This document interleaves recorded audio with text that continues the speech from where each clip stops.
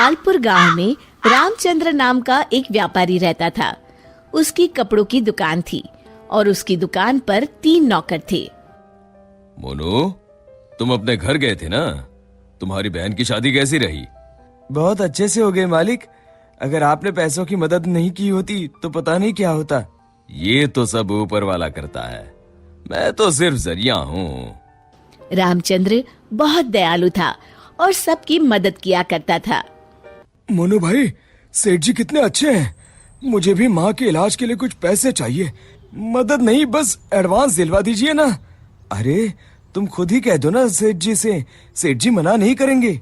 सबको इतनी आसानी से पैसे देते हैं? जरूर इस सेठ के पास बहुत ज्यादा पैसा है। अगर मैं कभी कुछ चुरा लूं तो इस सेठ को पता भी नहीं चलेगा और मैं माला माल हो जाऊंगा।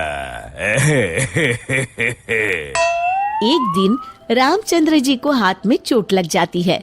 उनका हाथ सूज जाता है तो वो अपनी हीरे की नई अंगूठी उतारकर दराज में रख देते हैं और भानु वो देख लेता है। अब तेरी किस्मत बदलने वाली है भानु बेटा।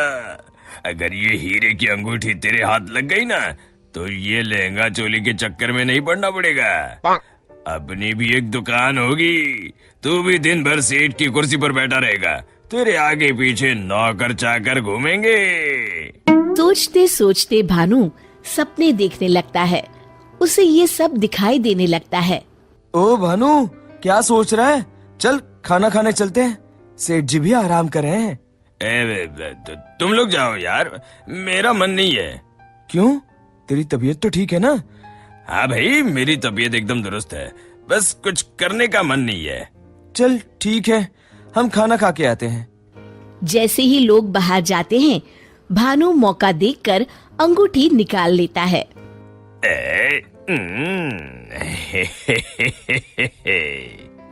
शाम के समय।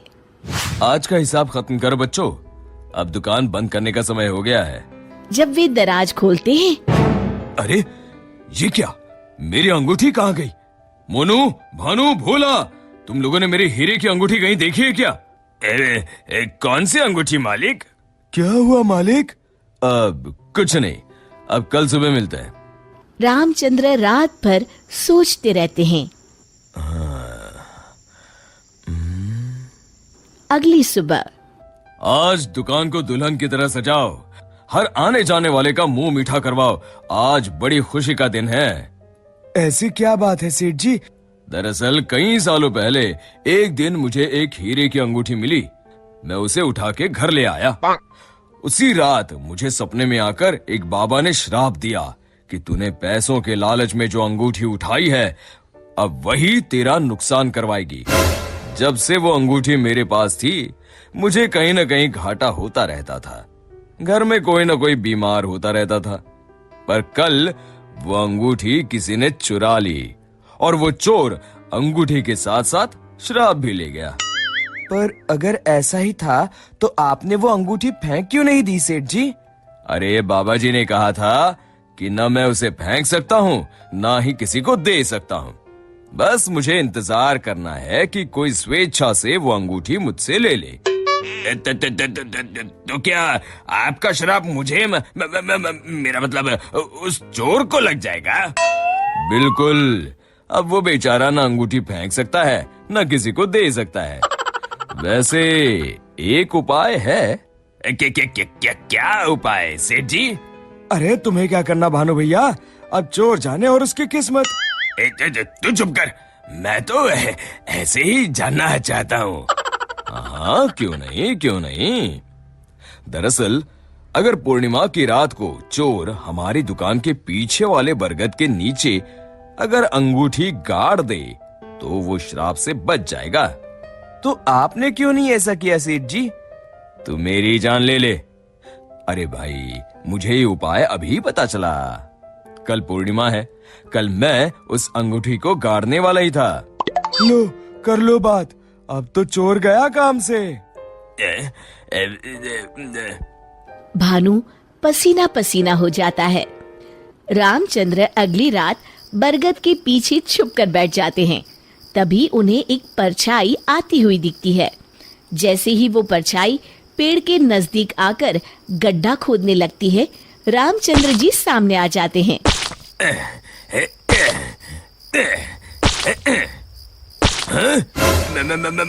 मर गया रे। मुझे माफ कर दीजिए सेठ जी। क्यों, क्या सोचने लगा भानु? माफ कीजिए, मैं हाथ जोड़ता हूँ, आपके पैर पकड़ता हूँ, मुझे माफ कर दीजिए। मुझे इस शराब से मुक्ति चाहिए। ये क्या अगड़म बगड़म बोल रहा है? शराब से मुक्ति चाहिए तो प्रायश्चित कर और कसम खा, आज के बाद कभी चोरी नहीं करूंगा। नहीं करूंगा मालिक। मुझे पुलिस को मत सौंपिएगा, चाहे नौकरी से निकाल दीजिए। मैं कल ही चुपचाप गांव छोड़ के चला जाऊंगा। मैं नया काम देख लूंगा और कभी चोरी नहीं करूंगा। वादा? वादा मालिक, वादा। अरे भाई, अगर तुम वफादारी की कसम खाओगी तो मैं तुम्हें काम छोड़कर कैसे जाने दे सकता हूँ? आप सच में महान है मालिक, आप सच में महान है। महान तो वो ऊपर वाला है। अब चलो काम पर लग जाओ। शिक्षा: अगर किसी को अपनी गलती का एहसास हो जाए तो उसे माफ कर देना चाहिए।